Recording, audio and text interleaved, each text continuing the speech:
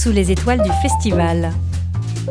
Le podcast de Jazz en Ville, produit par la ville de Vannes et présenté par Émilie Langlade.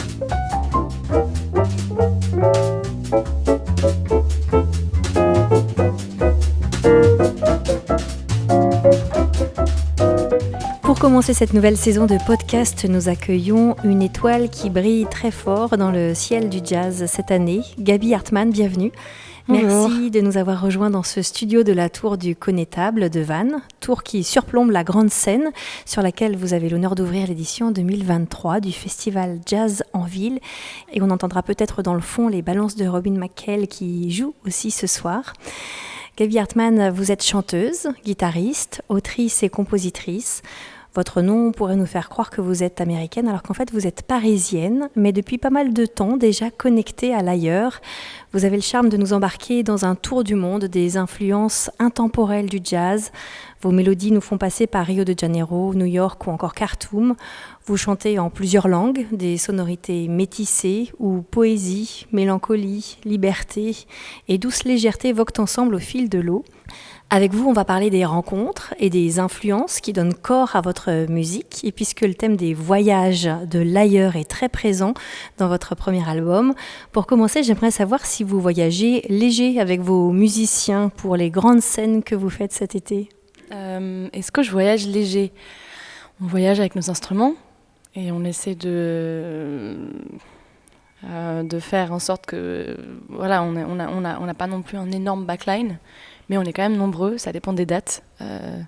Donc chacun avec son instrument, je dirais que avec l'essentiel. Alors après des années d'expérience collective, votre premier album, sobrement intitulé Gaby Hartmann, est sorti cette année et cela a été un succès fulgurant. Cet album raconte vos influences musicales très riches de ces 8 dernières années. Est-ce que vous pourriez nous dessiner la cartographie, la géographie de votre musique ? Si on devait en faire une carte, ça commence à Paris et puis après on va vers le Brésil, on revient, on va à Londres où j'ai passé un peu de temps, puis après je vais en Afrique, dans certains pays africains, Afrique du Sud, Mozambique, et puis j'ai terminé ce voyage à New York où j'ai commencé vraiment ce projet solo. Parce qu'avant ça, c'était pas forcément quelque chose qui m'était... j'avais cette envie, mais j'ai fait une rencontre qui m'a permis d'avoir ce courage de me dire je vais faire un album solo avec toute cette collection de souvenirs que j'avais avec moi. Parce que vous vous êtes vraiment nourri de tous ces voyages. Qu'est-ce qui vous avait invité à partir et à découvrir d'autres sonorités, d'autres rythmes ? Je pense que c'est l'amour du voyage déjà. J'ai un peu, je pense, une âme de nomade. Je dois avoir ça, je sais pas trop, dans ma famille, je sais pas pourquoi. Ma mère voyage beaucoup aussi avec son travail, donc ça doit peut-être être ça. Et le voyage me fait vivre, me fait me redécouvrir à chaque fois dans chaque lieu où je vais. Et c'est toujours très fort pour moi d'aller quelque part que je connais pas. Et c'est la curiosité que j'ai dans d'autres pays me fait vivre plus intensément la vie. Et donc j'espère pouvoir continuer de voyager. En ce moment, c'est beaucoup la tournée, donc on reste pas mal en France. Mais dès que j'ai le temps, je repartirai. Voilà. Est-ce que vous pouvez parler aussi des différentes formations et collectifs dans lesquels vous avez joué ? Parce que ça a été vraiment très très riche de diverses influences. Il y avait ce groupe de voix brésiliennes. Oui. Depuis Paris, en fait, vous avez aussi vraiment cultivé ce goût des métissages dans votre musique. Oui, c'est vrai. En fait, ça vient des années que j'ai passées au Brésil quand j'étais assez jeune et ça m'a vraiment changé profondément de vivre là-bas et de me plonger vraiment dans la culture et la musique brésilienne. C'était très fort. Et après ça, je suis revenue en France et j'ai rencontré d'autres personnes comme moi qui étaient des passionnés du Brésil et on a fait un projet, un trio vocal, on jouait les percussions et on chantait. Et en fait, puis je suis allée aussi un peu dans des chorales de Maloya. Enfin voilà, j'étais vraiment dans ce réseau à Paris de gens passionnés de musique trad en fait, de musique trad de partout et d'ailleurs, et passionnés tout en respectant la culture et en s'intéressant vraiment à l'histoire, au sens que chaque tradition ont. Et puis j'ai même fait de l'ethnomusicologie après ça. Donc toute ma vie, ça a été un peu ce fil directeur qui est l'amour des musiques traditionnelles, du folklore dans tout, et du métissage et de la musique métissée. Après, effectivement, j'étais dans un groupe, un collectif qui s'appelait Lama Orchestra. Et on était quelques Français et des Soudanais. Et on mélangeait les chansons françaises avec des chansons en soudanais, donc en arabe soudanais. Et puis voilà, j'ai participé aussi à des groupes de samba, de musique brésilienne, où je chantais pendant des heures dans des bars parisiens à me casser la voix. Et puis après, j'ai fait ce projet solo qui a démarré vraiment à New York. Ouais. En 2018. Voilà, on va en parler parce que c'était il y a 5 ans et 2018, tous les astres étaient de votre côté.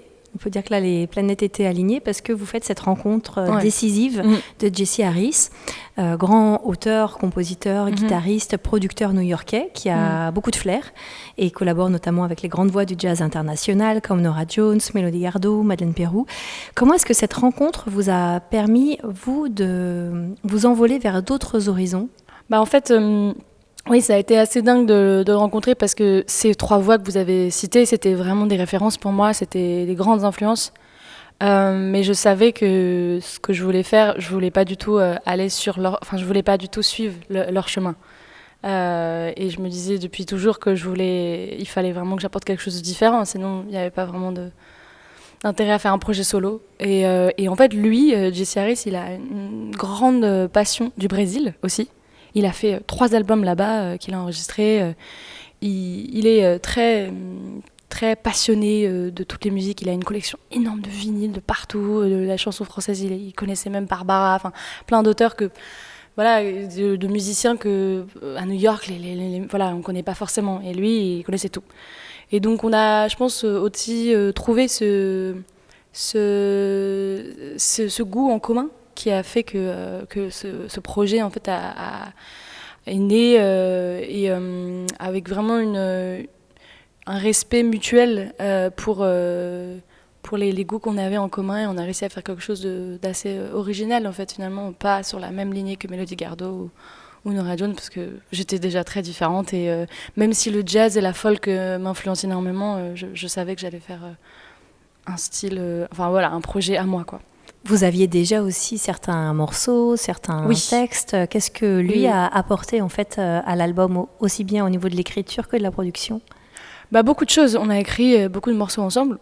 Et lui, il avait une expérience du studio que j'avais pas forcément, de la réalisation, un professionnalisme que moi je connaissais pas encore très bien, de faire un album. Ça y a plein d'étapes et c'est très créatif, et moi j'ai appris avec lui aussi à faire ça, et j'ai très vite aimé faire ça et passer du temps en studio et arranger moi-même les morceaux avec lui ou avec d'autres musiciens. Et je pense qu'il m'a apporté cette patte aussi new-yorkaise, la manière dont les musiciens américains jouent, c'est assez différent des musiciens en France. Et j'ai remarqué ça, et donc c'était... Et il a une manière assez à l'ancienne d'enregistrer les albums. C'est tout de suite, on enregistre, on fait 3 takes et puis c'est tout. Et on a à peine répété les morceaux. Donc c'est une manière assez... particulière, je dirais. Enfin, aujourd'hui, les jeunes musiciens de jazz, ils vont... Je sais pas, après, je veux pas généraliser, mais dans la pop ou dans le jazz, on passe beaucoup de temps à refaire les mêmes morceaux pour que ça soit absolument parfait pour l'album. Et moi, j'ai senti que lui, il avait ce truc assez brut et naturel de l'enregistrement. Et ça m'a plu. Et j'ai vraiment voulu faire ressortir ça dans cet album, du coup, après. Alors, on va tout de suite écouter Baby, titre extrait de votre album, et qui nous permettra d'évoquer les textes et les sujets que vous abordez dans vos chansons.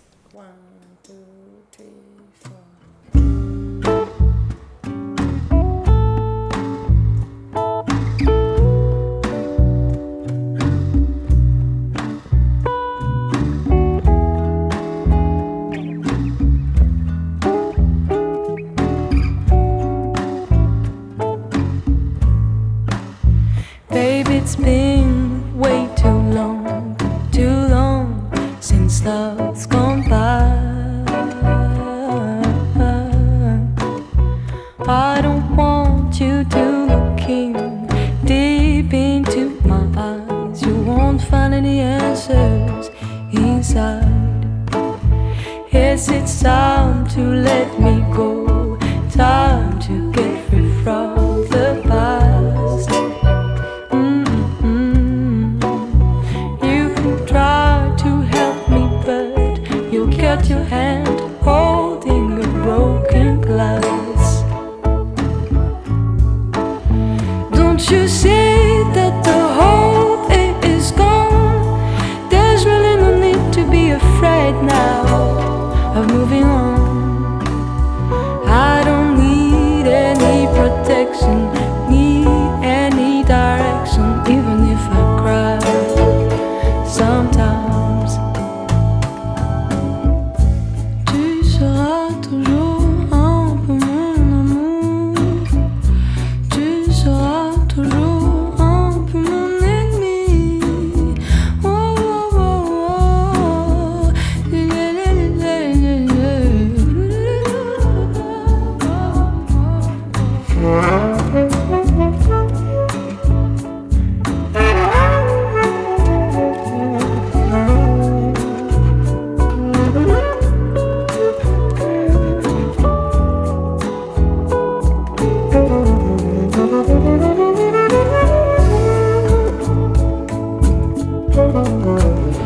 Don't you see that my heart has changed?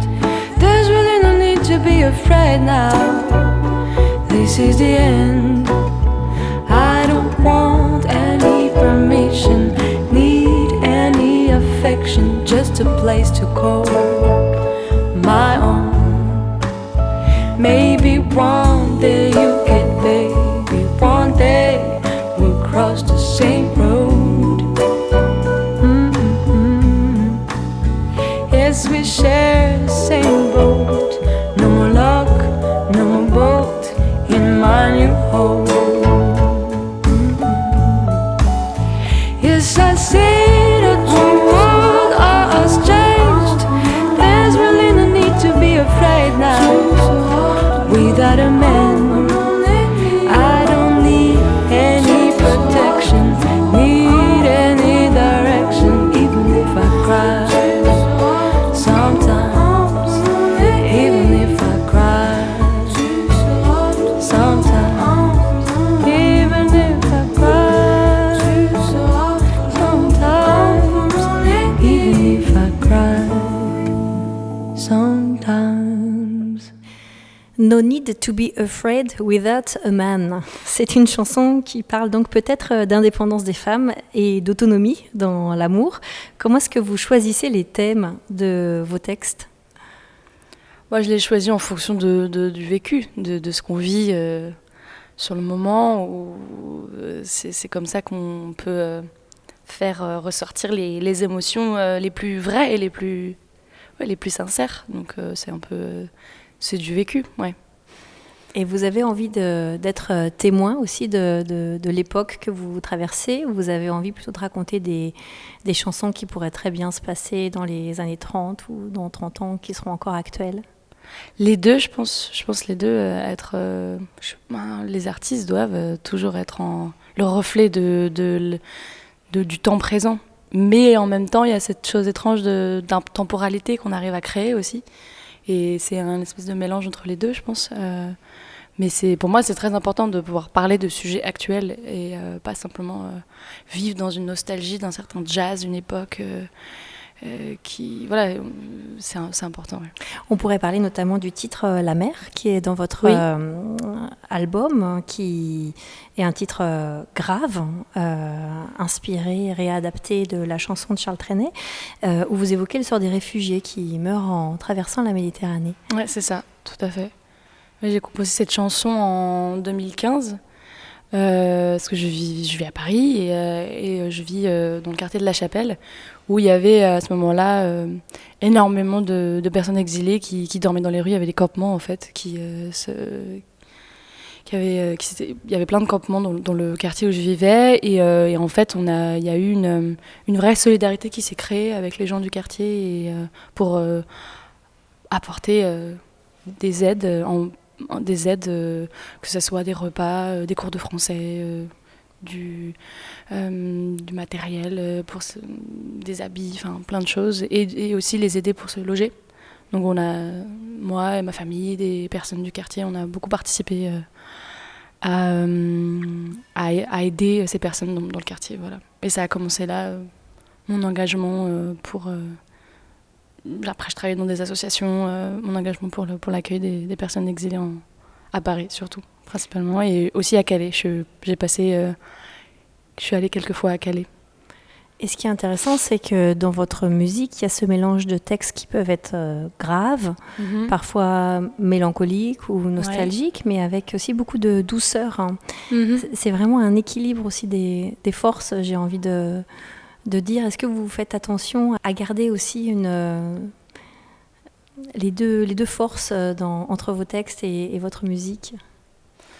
Je sais pas si c'est vraiment conscient le fait de vouloir garder ces deux forces, mais c'est vraiment cet album, c'est les chansons que je préfère chanter et que j'ai et dedans, oui, effectivement, il y a de la douceur et il y a une légèreté aussi dans certains des morceaux, de joie de vivre, et d'autres morceaux comme La Mer où c'est beaucoup plus grave et même dans ma manière de chanter. C'est plus intime, plus introspectif et ça appelle à plus d'émotions tristes. Donc je varie d'une émotion à l'autre comme tout le monde, comme l'humain, quoi.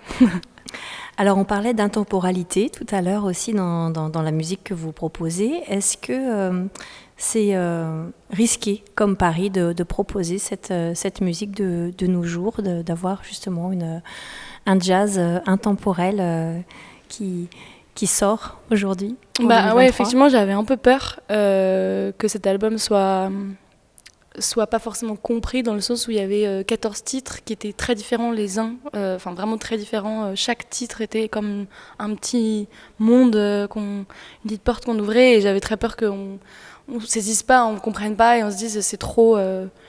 Il y a trop de différentes propositions. Mais en fait, peut-être que c'est ça, en fait, c'est cette richesse, cette diversité qui a plu. Et en fait, cet album, il est influencé par le jazz, mais c'est pas du tout un album de jazz. C'est des chansons avec une influence jazz, une influence musique du monde. Voilà, tout ce que j'aime écouter depuis plusieurs années sont dans cet album. Donc j'ai vraiment voulu y mettre tout ce que j'aimais et j'ai pas vraiment voulu faire un choix. Peut-être pour le deuxième, je le ferai, mais on verra. Sous les étoiles du festival évoque aussi l'univers de la nuit, si particulier au monde du jazz. Alors vous qui avez aussi beaucoup joué dans différents clubs, que ce soit de jazz, mais aussi de bossa, dans différents pays, comment est-ce que l'énergie de la nuit influence votre musique ?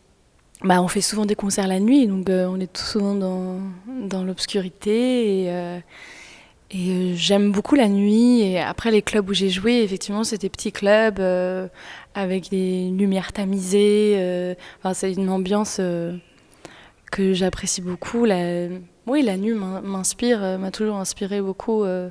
C'est le moment de la fête, le moment des rencontres un peu insolites la nuit. Et ça fera toujours partie de mon travail en fait de vivre et de jouer, de chanter la nuit principalement. Et c'est là aussi où vous composez la nuit ? Oui, ça m'arrive. Oui, ça m'arrive. Ouais, très souvent la nuit, oui. Donc parfois c'est pas facile avec les voisins du coup, je vous avoue, mais on essaie de s'adapter. Et quelles sont les musiques que vous écoutez, vous, en ce moment, au niveau personnel, là, pendant votre tournée, par exemple ? Qu'est-ce que j'écoute ? J'écoute tout le temps plein de choses, mais là, en ce moment, j'écoutais un album de Nina Simone que j'aime beaucoup. J'écoute un album de Gilberto Gil aussi, un de ses tout premiers albums. Des chansons comme Processão, qui sont très belles. Ça veut dire aussi que vous prenez le temps de sortir des tendances. On revient à cette notion du temps entre le passé, le présent, quelque chose qui est hors du temps dans la musique que vous écoutez et du coup celle aussi que vous composez. Ça, c'est quelque chose de magique quand on arrive à toucher du doigt une musique qui sort du temps. Est-ce que vous avez envie aussi de ça ? Oui, bien sûr, j'ai envie de ça. Oui. Après, j'essaye vraiment de faire un lien entre une musique, on va dire vintage, parce que c'est du passé, des musiques qui m'inspirent et des grands albums qui m'inspirent, des grands artistes qui m'inspirent des années 60-70 principalement. C'est une époque qui m'inspire par son changement des mœurs et des idées, des valeurs et de propositions artistiques qui étaient révolutionnaires à l'époque. Et j'essaie de trouver ce lien entre ces albums mythiques des années 70, par exemple des albums du tropicalisme au Brésil, Caetano Veloso, Gilberto Gil dont je vous parlais, avec le monde dans lequel je vis aujourd'hui en 2023 et comment moi je peux essayer de mélanger cette influence du passé avec le présent et en faire quelque chose de nouveau. Sans être dans une nostalgie trop assumée. Et est-ce que du coup, vous avez envie, une fois que toutes les tournées seront terminées, de repartir ? Est-ce qu'il y a déjà d'autres horizons qui vous appellent et lesquels ? Je suis jamais allée en Asie, donc j'aimerais beaucoup aller en Inde, en Chine, au Japon. J'aimerais énormément aller là-bas. Ça me fascine parce que c'est des cultures...